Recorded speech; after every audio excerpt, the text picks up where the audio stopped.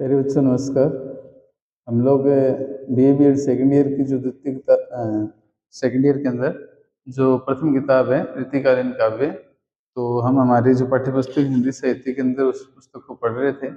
और इसी क्रम में हम लोगों ने जो रीतिकाल है उस रीतिकाल की प्रवृत्तियों को पढ़ा। प्रवृत्तियों के बाद है रीतिकाल की परिस्थितियाँ। कल हम लोगों ने जो परिस्थितियाँ उन परिस्थितियों के अंतर्गत सामाजिक है, राजनीतिक है, धार्मिक है, साहित्यिक है, ठीक है, तो आर्थिक है। तो इस हिसाब से इसी क्रम में जो सामाजिक परिस्थितियों को देखा, तो सामाजिक परिस्थितियां भी एक तरह से दयनीय स्थिति रही इस ऋतुकाल के दौरान। और दयनीय स्थिति इसलिए क्योंकि वहाँ जो अधिकांश सामंती वातावरण देखने को मिला, और जो शासक थे या कवि थे, तो उन लोगों ने क्या है कि सिर्फ अपने शासक के गुणशील स्वभाव, ऐश्वर्य शौर्य, कहने का मतलब उनकी विलासिता, ठीक है, यहाँ तक कि वो लोग सीमित थे। समाज की जो दुर्दशा हो रही थी, उस समाज की दुर्दशा को उन्होंने अपने साहित्य में मतलब बहुत ही कम, ठीक है, जरूर उनके बारे में लिखा लेकिन बहुत ही कम। तो ये चीजें हमें देखने को मिली। इसी क्रम में अगर हमें दृष्टि डालें तो आगे वाला जो हमारा बिंदु है वो सामाजिक परिस्थितियों के बाद धार्मिक परिस्थितियां, उसके बाद है राजनीतिक आ जाएंगी, ठीक है, तो उसके बाद है अन्य। तो देखें, धार्मिक है, धार्मिक का जो संबंध है वो सीधा सी स्वाभाविक सी बात है धर्म को लेकर के। अब एक तो भक्ति काल के अंदर देखें तो भक्ति काल के अंदर निर्गुण और सगुण की ब्रह्मा की उपासना करने वाले हिंदू और मुस्लिम दोनों ही कवि रहे, ठीक है। चाहे मलिक मोहम्मद जैसी कहो, चाहे आप कबीर जी कहो, चाहे सूरदास जी कहो, चाहे तुलसीदास जी कहो, चाहे मीरा कहो, चाहे रसखान कहो। तो इस क्रम में देखते हैं तो वहाँ तक जो चीज़ें हैं उन चीज़ों में जो सुधार होना चाहिए था, कहने का मतलब भक्ति काल के बाद जो रीति काल आया, और रीति काल के अंदर तो अगर देखा जाए कि एक युग है, वो पीछे से जो चली आ रही जो पीढ़ियां हैं वो एक तरह से धर्म को लेकर के, और हालांकि जरूर उसमें धर्म को लेकर के सांप्रदायिकता में मतभेद, जातिगत मतभेद, ऊंच नीच के जो भाव हैं थोड़ा बहुत वो देखने को मिला, किंतु उसमें कुछ ना कुछ सुधार देखने को मिलना चाहिए था, किंतु ऐसा हो ना सका। और उसके बाद धार्मिक दृष्टि से देखें तो ऋतिकाल तो अपने आप में वैसे ही देखें तो विलासिता का युग रहा, और विलासिता के चलते यहाँ ऋतिकाल में आते आते तो एक दृष्टि से देखें ना, तो हम लोग पढ़े भी गए कि जो हमारे भक्ति काल के, सगुण भक्ति काल के रचनाकार हैं सूरदास जी, तो उन्होंने भगवान श्री कृष्ण जी और राधा जी को लेकर के, जो उनके प्रेम प्रसंग को लेकर के जो रचनाएं की, उनकी बाल लीलाओं को लेकर के जो रचनाएं की गोपियों के मध्य, और उद्धव के साथ जो जिस तरह से भगवान स्वयं चाहते थे कि उद्धव के माध्यम से गोपियों को योग संदेश दें, किंतु उनके प्रेम के वशीभूत जो चीज़ें हमें देखने को मिली वो अपने अपने कहीं अलौकिक हैं। किंतु यहाँ रीतिकाल में उन्हीं के नाम का सहारा लेकर के एक तरह की अश्लीलता कह सकते हैं हम लोग, ठीक है, या अभद्रता कह सकते हैं, तो वो चीज़ें हैं ना वो हमें देखने को मिली। किस तरह से इसके ऊपर हम लोग प्रकाश डालते हैं। धार्मिक परिस्थितियों के अंतर्गत ये जो रीतिकाल है, तो रीतिकाल सभ्यता और संस्कृति की दृष्टि से पतन का काल था। अब देखा जाए तो रीतिकाल के अंदर सभ्यता कहने मतलब एक तरह से समाज है, और जो संस्कृति है वो संस्कृति का पतन हो रहा था, क्योंकि लोगों के अंदर विलासिता है वो ज्यादा आ गई थी। लोग जो बड़े बड़े सामंत थे, बड़े बड़े राजा थे, शासक थे, उनका अनुक्रम करना शुरू कर दिया, तो उनकी देखा देखी करनी शुरू कर दी थी उन लोगों ने, ठीक है। और वो लोग जैसा करते थे ना वैसा ही खुद भी यहाँ आम जनता भी एक तरह से उससे प्रभावित हो रही थी। तो एक दृष्टि से देखें तो सभ्यता और संस्कृति की दृष्टि से पतन का काल था। भक्ति काल के समय भक्ति काल के समय भक्त कवियों का जो पीयूष स्रोत है, पीयूष स्रोत कहें जिस तरह से एक तरह से शहद, ठीक है, कहने का मतलब इतना जो मीठा स्रोत है वो प्रभावित हुआ।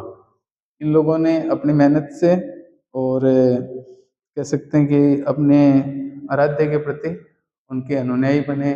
उनकी जो भक्ति है उसमें निश्चलता और पवित्रता को प्रस्तुत किया। कबीर जी ने जैसे पवित्र आचरण की पवित्रता की बात कही, भाई आडम्बरों का विरोध किया, अंधविश्वासों का विरोध किया। तो यहाँ उनका जो पीयूष स्रोत था वो प्रभावित हुआ और वह आते आते शुष्क हो चला था। कहने मतलब एक तरह से जिस तरह से कहें कि हम लोग कोई पुष्प है और वो एक समय इतना खिला हुआ और जैसे जैसे समय बीते उसके बाद वो जिस तरह से मुरझा जाता है और अंततः वो शुष्क है, ठीक है।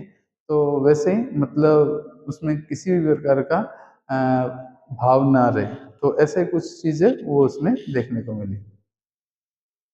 नैतिक स्तर समाज में समाप्त हो गया था। लोग कह सकते हैं कि उनका जो व्यक्तित्व है और ये जो नैतिकता कह सकते हैं कि एक मानवता की जो बात है वो एक तरह से समाप्त सी हो गई थी। अब समाप्त किस तरह से हो गई थी, क्योंकि ये जो बाहरी आक्रामकता मुगल वगैरह आए हुए थे और इन मुगलों ने क्या किया कि एक तरह से ज्यादती कर दी और कह सकते हैं कि अपना साम्राज्य स्थापित कर दिया।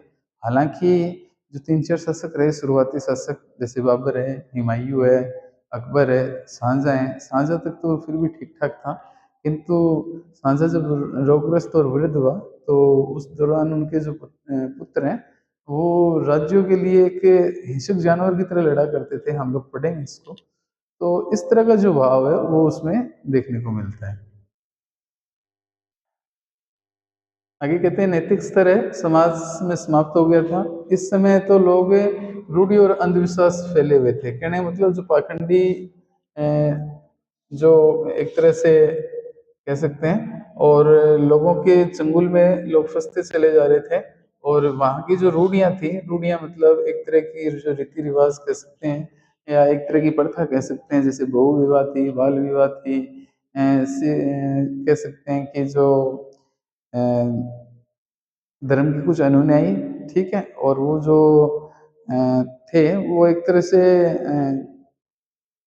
उन्होंने पाखंड फैला रखा था, ठीक है। तो उसको लेकर के वो कहते हैं कि रूढ़ियां और अंधविश्वास फैले हुए थे। बाहरी आडंबरों ने समाज पर अपना पूर्ण प्रभाव डाल रखा था। तो कह सकते हैं कि बाहरी आडंबर जो सिर्फ को दिखावे के लिए, ठीक है, दिखावे के लिए, जिस तरह से कह सकते हैं कि कबीर जी जिसे कहते हैं ना, जैसे तिलक लगाना, जनेऊ धारण करना, सिर पे टोपी को धारण करना, ठीक है। तो इस तरह की बात, और वो उन्होंने जिस तरह से पाखंडों की खातिर कहा कि कंकर पत्थर जोड़ी की मस्जिद ले बनाए तापे मुल्ला बांग दे क्या बहरा हुआ खुदाए। कहना मतलब जोर जोर से इस तरह से पूजा पाठ है, अनुष्ठान वगैरह करना और उसके साथ साथ दिन भर एक तरह से रोजा रखना और शाम के समय कुछ मतलब ऐसे कह सकते हैं कि जो खाद्य पदार्थों के अंदर और कुछ ऐसी वस्तुओं को शामिल कर लेना जो उचित नहीं है, ठीक है। तो इन सब खातिर का वो कहता है कि यहाँ बाह्य आडंबरों ने समाज पर अपना पूर्ण अधिकार प्रभाव डाल रखा था। वो कहते हैं सुर अर्थात सूरदास, सूरदास की कृष्ण भक्ति में सूक्ष्मता है वो देखने को मिल रही थी, के स्थान पर स्थूल इंद्रियता आ गई थी। अब उन्होंने बताया कि उन्होंने तो छोटी छोटी बारीकियों से अपनी जो बात है वो बताने का प्रयास किया, भगवान श्री कृष्ण जी को लेकर के, राधा जी को लेकर के, उनके प्रेम प्रसंग को लेकर के। और जबकि यहाँ जो है वो क्या है कि उनके स्थान पर स्थूल इंद्रियता आ गई थी। मतलब जो भाव वास्तविक था उस वास्तविकता की जगह कुछ बनावटीपन और ये कह सकते हैं कि उस उनके नाम की आड़ में और वो लोग एक तरह से कामुकता को जन्म दे रहे थे। वो बताया भी है उन्होंने, भक्ति कि राधा कृष्ण साधारण नायक नायिका के रूप में जूझने लगे थे। अब कहने का मतलब एक समय जो भक्ति काल में भगवान विष्णु जी के अवतार के रूप में श्री कृष्ण जी और राधा जी जो थे, ठीक है, तो उन्हीं के मतलब नाम के आड़ में लोग साधारण नायक नायिका जो नायक हैं वो अपने आप को वैसे ही समझने लगे थे, ठीक है, और अपने उनके नामों को स्वयं को संबोधित करने लगे थे। इनके नाम के आड़ पर कवियों ने कामुकता की भावना प्रकट की। अब ये जो नायक नायिका तो को प्रस्तुत किया ना, तो ये जो कवि थे ना रीतिकाल के, तो इन कवियों ने एक तरह से कामुकता को जन्म दिया, ठीक है, अश्लीलता, अभद्रता। तो उसके साथ साथ बड़े बड़े जो संप्रदाय केंद्र की सस्ती रसिकता के स्थान बन गए थे। अब ये बता कहते हैं कि जो बड़े बड़े संप्रदाय थे, सांप्रदायिक केंद्र थे धार्मिक के, वो लोग सस्ती रसिकता का मतलब ये है कि विलासिता, ठीक है, उनके जो केंद्र वो बन बैठे थे। अब राम भक्ति का भी इस प्रकार का रूप है वो बदल गया था। हालांकि जो सगुण और निर्गुण को देखें तो श्री कृष्ण भक्ति और राम भक्ति दोनों ही चीजें देखने को मिलती हैं। और उसी क्रम में ये जो चीजें हैं वो उनके अनुसार वो कहते हैं कि इस प्रकार रीतिकाल की जो धार्मिक परिस्थितियां उस काल के लोगों की दशा को देखकर, और ये जो युग था वो एक तरह से घोर पतन का युग था। इस स्तर पर निम्नता का परिचय देने वाली थी। कहने का मतलब कह सकते हैं कि राम भक्ति के चलते और कृष्ण भक्ति के चलते जो एक समय अपने आप में उत्कृष्ट उच्च कोटि की हुआ करती थी, वो अब क्या है कि एक तरह से निम्न स्तर पे आ गई थी, निम्नता का परिचय देने वाली थी। तो ये थी आपकी धार्मिक परिस्थितियाँ। धार्मिक परिस्थितियों के अंतर्गत बताया गया कि एक समय जो भक्त कवि थे, भक्त कवियों के जो पीयूष स्रोत बहा करते थे, ठीक है, एक तरह से शांति और कह सकते हैं विनम्रता का जो जीवन है और एक तरह का शुद्ध वातावरण है वो देखने को मिलता था। किंतु यहाँ रीतिकाल में एक तरह से उसमें सूक्ष्मता आ गई थी, नैतिकता का स्तर वो समाज में समाप्त हो चुका था, रूढ़ियाँ और अंधविश्वास हैं वो फैले हुए थे, और बाह्य आडंबरों ने समाज पूर्णतः प्रभाव डाले हुआ था। तो उसके स्थान पर उसके बाद अगला जो बिंदु है वो आपका राजनीतिक परिस्थितियाँ। सामाजिक, धार्मिक, राजनीतिक परिस्थितियों में नजर डालें तो वो कहते हैं कि ये इस दृष्टि से ये जो काल है वो पूर्ण सुख शांति का युग नहीं था। कह सकते हैं कि पूर्ण रूप से सुख शांति है वो नहीं देखने को मिल सकती। कारण क्या था? कारण ये था कि शाहजहाँ का जो शासन काल है, काल तक कलंक मुगल साम्राज्य पर नहीं था, किंतु उस समय के जो मुगल शासन की उदारता खंड खंड हो गई थी। अब वो कहते हैं और खंड खंड हो चुकी थी। अब कहने का मतलब जो शाहजहाँ है, शाहजहाँ तक तो ठीक ठाक था, शाहजहाँ ने भी कुछ जातियाँ की, किंतु उसके बावजूद जैसे ही जो मुगल साम्राज्य के अंदर औरंगजेब जैसा क्रूर शासक जब गद्दी पर बैठा, ठीक है, तो गद्दी पर बैठा तभी से देश में एक तरह से अशांति और संघर्ष का जो वातावरण है वो उत्पन्न सा हो गया था। उसके माफ करना, उसके जो राक्षसी व्यवहार से जनता वो क्षुब्ध हो गई थी। उसके साथ साथ कारण क्या था कि ये उसने क्या है कि जिस तरह से शाहजहाँ के जो पुत्र थे वो एक तरह से हिंसक जानवरों की तरह, पशुओं की तरह लड़ते थे। उसके साथ साथ इस दृष्टि से ये जो काल है वो राजनीतिक दृष्टि से निराशा और घोर अशांति का युग कहना उपयुक्त होगा। और जो मुगल शासक औरंगजेब है, औरंगजेब के उत्तराधिकारी मतलब अयोग्य थे, ठीक है, और अंग्रेजों के हाथों की कठपुतली बन चुके थे। अब अंग्रेजों के हाथों की कठपुतली किस तरह से बने वो, इसके ऊपर भी हम लोग प्रकाश डालेंगे। और ये बनते चले जा रहे थे क्योंकि उस समय का जो जनजीवन है उसकी ये जो दशा थी वो न्याय और शांति को ढूंढ रही थी, और वो कहीं भी नहीं मिलती थी। कहने का मतलब जो शासक की कुछ इस प्रकार का हो जाए और तो जनता क्या करे। तो इसको लेकर के उन्होंने बताया कि सामंत लोग हैं। कारण क्या था कि सामंत लोग हैं वो अपना मनमाना व्यवहार किया करते थे, उन्हें विविध रूप से तंग किया करते थे। और एक इतिहासकार ने तो यहाँ तक कह दिया कि सामाजिक दशा को देख करके, और वो कहते हैं कि ये अपने आप में घोर पतन का युग रहा, और गिद्धों के निडों में उल्लू रहने लगे थे। अब गिद्धों के निडों में उल्लू रहने लगे थे मतलब गिद्धों के घोंसलों के अंदर और जो है उल्लू निवास करने लगे। कहने का मतलब एक जो ठीक ठाक शासन व्यवस्था थी उसके ऊपर एक तरह के जो कह सकते हैं कि दुष्ट लोग कह सकते हैं हम लोग इनको, उनकी जो सोच है वो जनता के प्रति ठीक नहीं थी, और वो लोग हैं वो वहाँ निवास करने लगे थे। तथा बुलबुलों का स्थान कागों ने ले लिया था।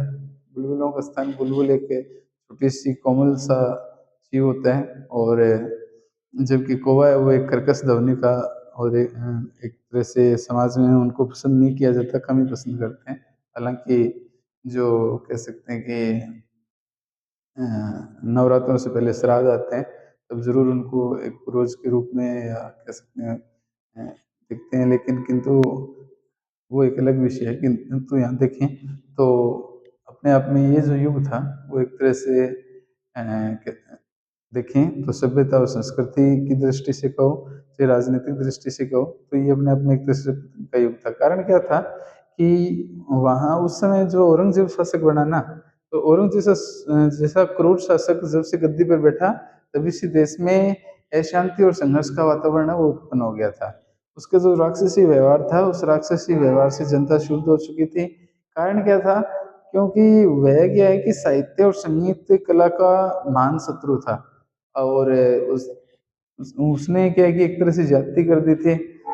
जो हिंदू जो धर्म है उस धर्म से जुड़े हुए जो अपने संप्रदाय से जुड़े हुए जो लोग हैं मंदिर हैं उनको एक तरह से क्षत विक्षत कर दिया और उसके पश्चात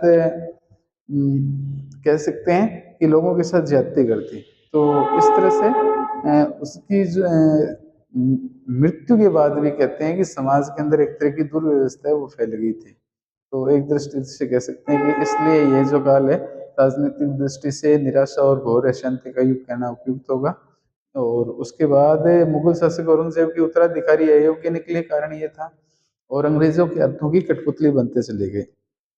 और उस समय ये जो जनता है जनजीवन है वो उसकी जो जनजीवन की जो दशा है वो दयनीय हो गई थी और उनको कहीं भी न्याय और शांति प्राप्त नहीं हो रही थी। तो इसको लेकर के भी देखें तो रीतिकाल के अंदर ये अपने आप में एक तरह से घोर पतन का जो युग है वो कह सकते हैं। अब जो बाकी बचे हैं उनको हम लोग कल पढ़ लेंगे। दूसरा एक चीज़ और है कि इसमें ये जो रीतिकाल है इस तरह को थोड़ा सा हम लोग पुनः प्रकाश डालें। बाकी आज के लिए इतना ही काफ़ी।